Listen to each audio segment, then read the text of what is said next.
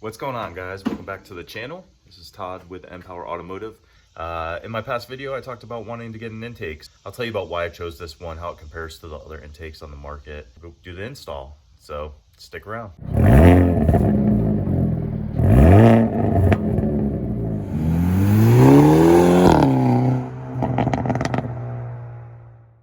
So we'll start off with just showing you the stock intake. We'll be replacing this entire snaky snake right here. And yeah, this thing does an amazing job, and you're really not going to get much horsepower off of the intake itself. The inlet is where the power comes from. So the one I got is a larger diameter, and so it does, flow better. There's claims of 10 horsepower, so we'll see if I feel any difference. But what I'm really doing this for is for the sound. I really want to hear this intake to the turbo and the whoosh and all that kind of stuff. So that's the reason I got an intake, not really for the performance, but just to get a little bit something. I did get the inlet, which is supposed to give you a little boost. But the biggest thing here is getting this inlet off, because there's 3 bolts. You have one here, you have one down there. If you can see it, it's right here, kind of hard to see in the shadows, and there's one on the complete opposite side over here, and that one is the problem because you have this coolant hose that runs next to it. So I have a bunch of different extensions and pivoting ratchets, so I don't think it'll be that big of a problem, but we'll see when we get there. All right, let's take a look inside. All right, so straight off we got Ford sticker, which is sweet because I have my toolbox here all covered with stickers, so I always like getting the stickers in there. It looks like we got maybe download your instructions, got the clamps, nice. Put that down here. Oh, here's the filter, which is absolutely ginormous. It probably doesn't look, I don't know if you can tell in the video, but this thing is, it's got to be like 7 or 8 inches across. It's huge. I've had, like 6-inch open element air filters before, but this thing is gigantic. It's pretty awesome. Oh my gosh. Yeah, that's cool. All right, let's see what else we got. All right. Let's see. This must be the inlet. Yes. So this is the forged turbo inlet. Let's see if we can get this open. There's the inlet itself. You can see it's silicone, but feels pretty strong, and should be pretty significantly bigger than the one that's on there, so the stock one. Here it looks like we have the actual piping. Yes, that's the actual intake. That's what the normal inlet or adapter is, I guess, for the forge intake if you keep the stock turbo inlet. I got the wrapping off, and here is the intake itself, the tubing. It's I'll tell you what, super good quality. I'm impressed so far by how nice this looks, the finish on it, the welding. Yeah, it just looks really good. So last part in the box is the hose that goes down to what would be like the blow-off valve, but the recirculation valve, I believe it's called. And then the last thing in here is the gold reflective tape.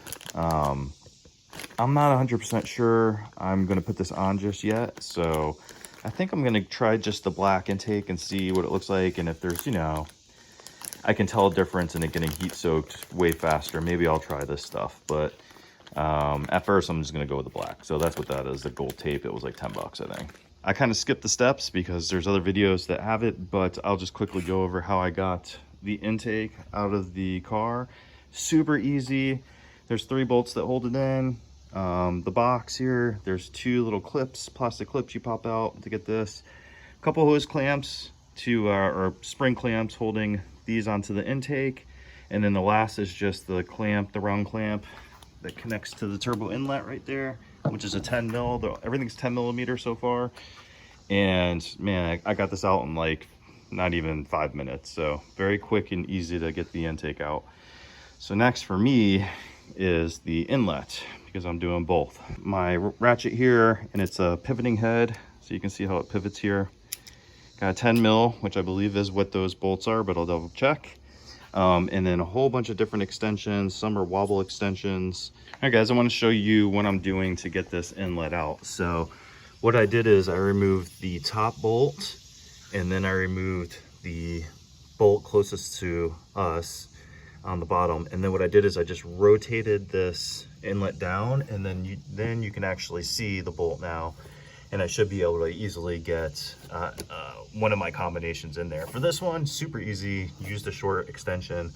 For the one on the bottom, I used kind of this medium extension here. Going in just underneath it, you can kind of shimmy it in.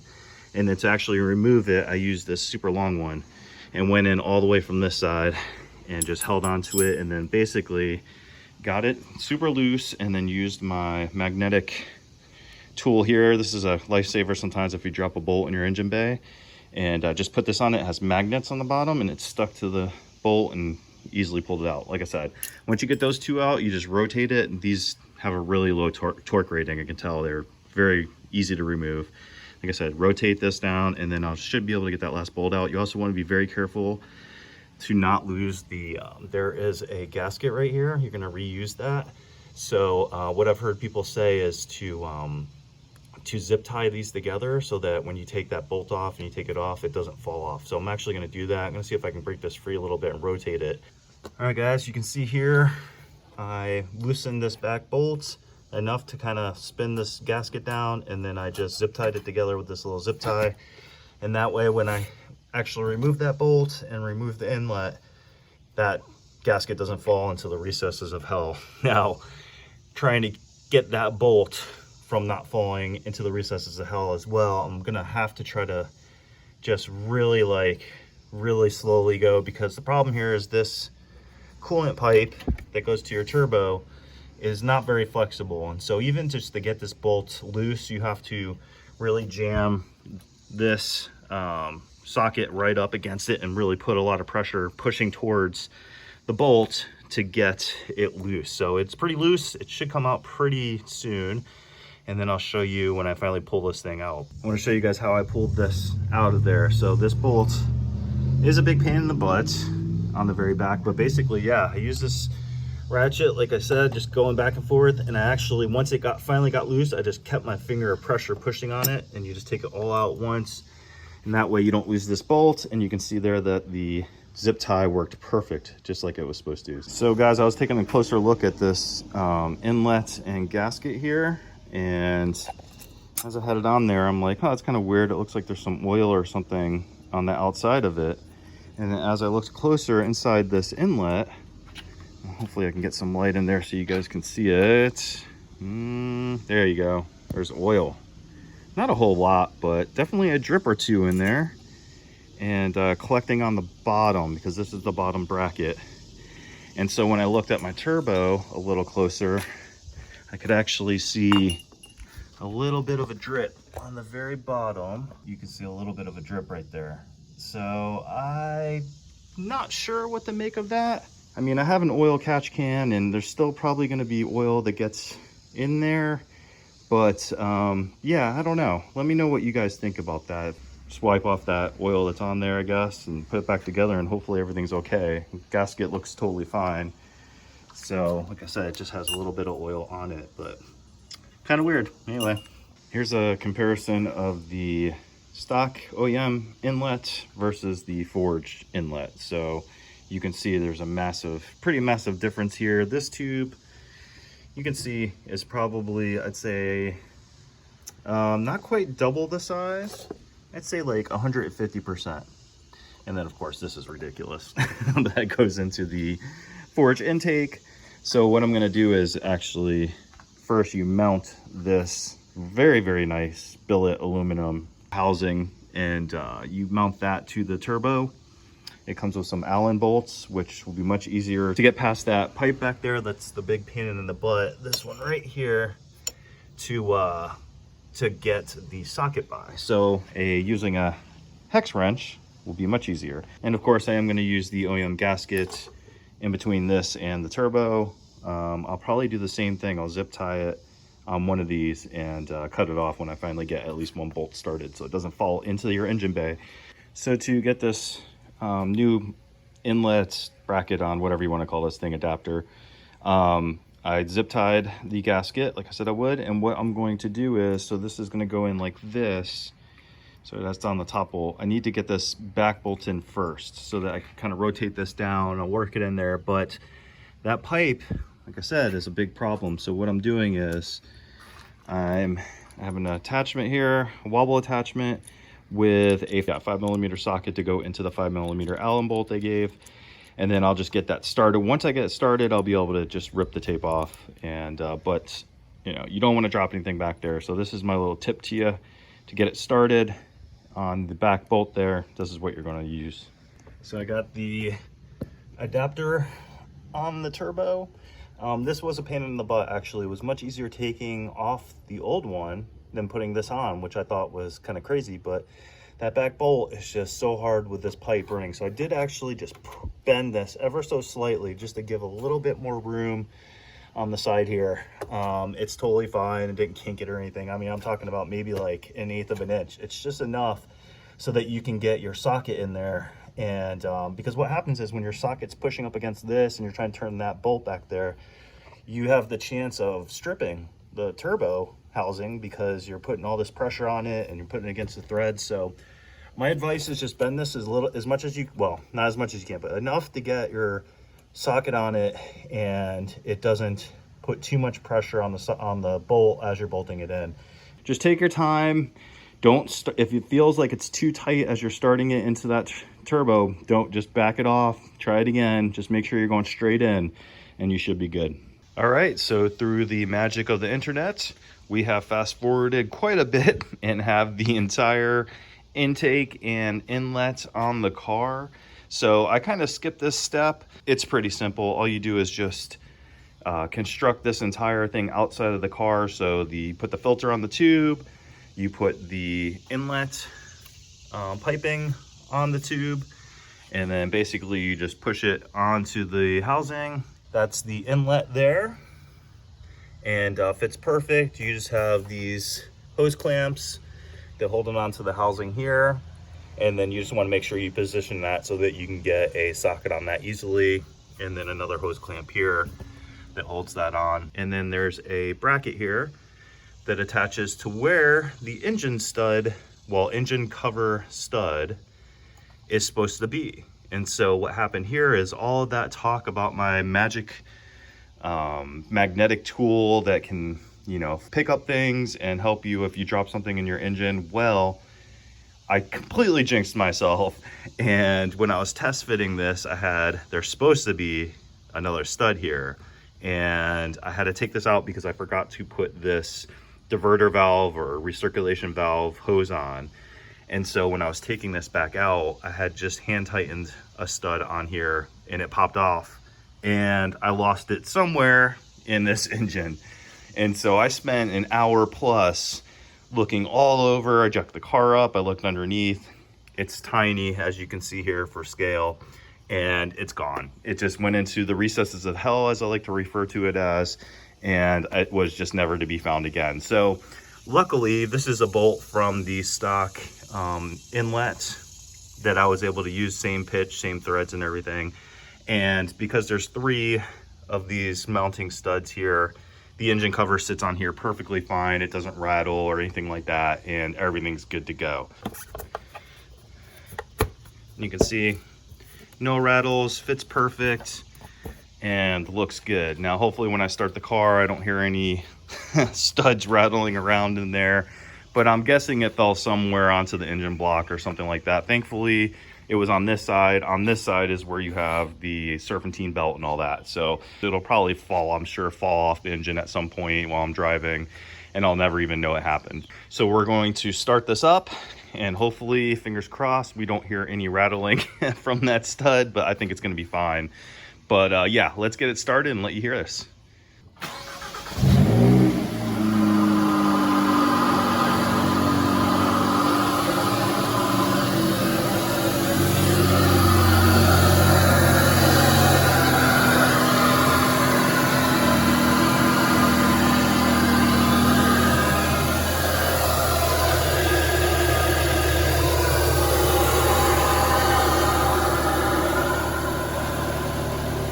Man, that thing is loud when you first start it up. Now it's a cold start because the car's been sitting for a while I installed it, but I don't hear any knocking around in there from that engine cover mount, so hopefully we're good. I'm gonna go drive it around, give it a little test drive. Okay guys, so we're on our maiden voyage with the forge intake and turbo inlets. And so far, I haven't heard any banging around from that lost engine cover mount, so that's good. Just driving normal so far, I haven't really been able to hear any difference whatsoever. I'm letting the car warm up before I kind of get into the gas a little bit. But just driving in normal mode, everything sounds completely normal. Now, when I did start the car, you can definitely hear that intake sucking in air like crazy. So, but we'll give it a little gas here and see. Oh yeah. Yeah, you can definitely hear the whistle, the sucking in, which is really nice. That's exactly what I was looking for, especially like just driving around in normal mode. So I'm gonna go get some gas. We're gonna do some octane learning. Ridiculous. All right, I'm gassing up, guys, getting the good stuff.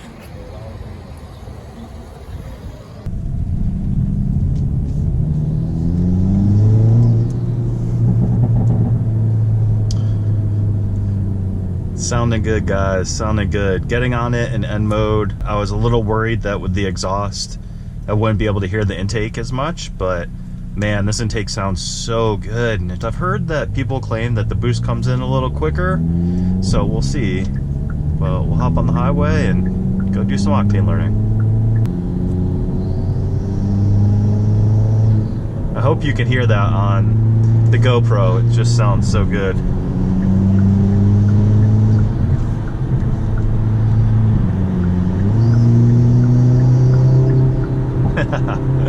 It is pretty loud. It is definitely loud, so you can definitely hear it sucking in that air, which is awesome.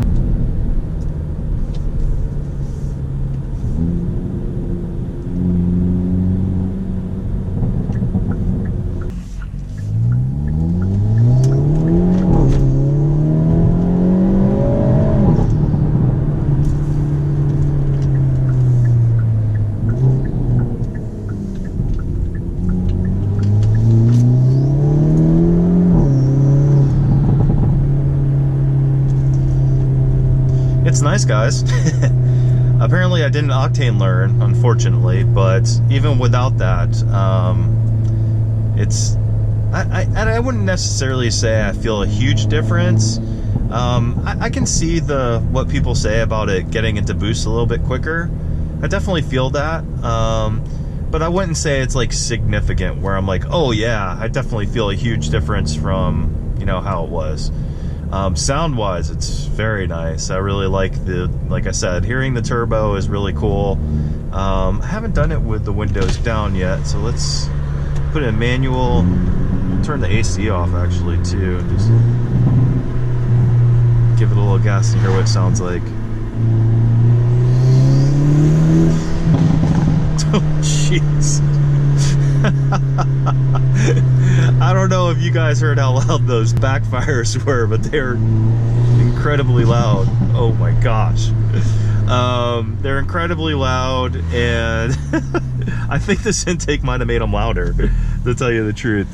And yeah, the intake's just really nice. Here we go.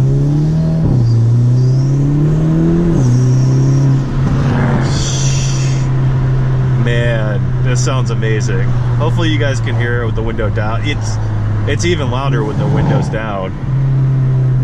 Oh, this car is so entertaining. It really is. It's so much fun. So we'll give it one more little takeoff here from the stop.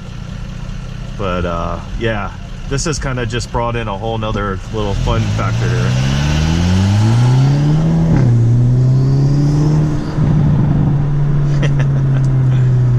Oh my goodness. So yeah, I'm very happy. I'm very happy with the way it sounds.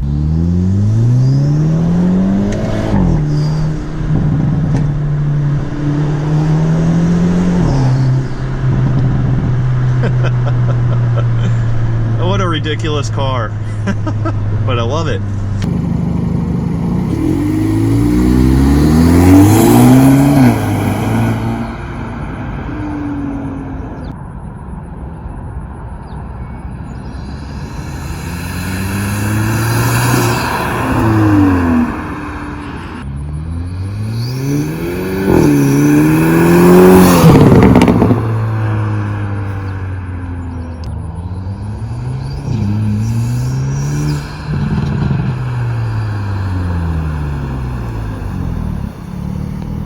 right, guys. So there you go. There's the intake. I've had it for now 2 days, I guess, total. And I'm really enjoying it. I think it's the perfect intake for me, exactly what I was looking for. Now, the reason why I went with the Forge versus, say, the AFE or the Sxth Element or K&N is simply because of the sound. I really wanted to have the sound and have that whistle and that whoosh, and that's exactly what this thing does. As well, I think it just looks really good. I think it's the best looking intake out there. No offense to Sxth, but I'm just not a fan of the like closed box with the etching and all that kind of stuff on it. And the K&N is like probably the diameter of the tubing on the K&N looks like half the size of the Forge. The AFE I was very close to actually purchasing, but the problem with that, I think the AFE looks really good. The problem with it is the sound just isn't as loud as the Forge is.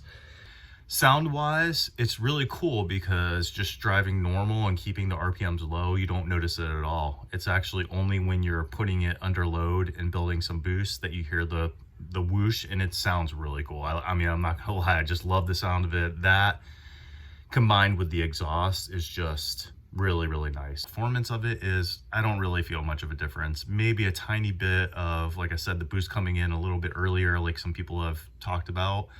But otherwise, it's not a game changer. You're not gonna really be like, wow, I really feel a difference here.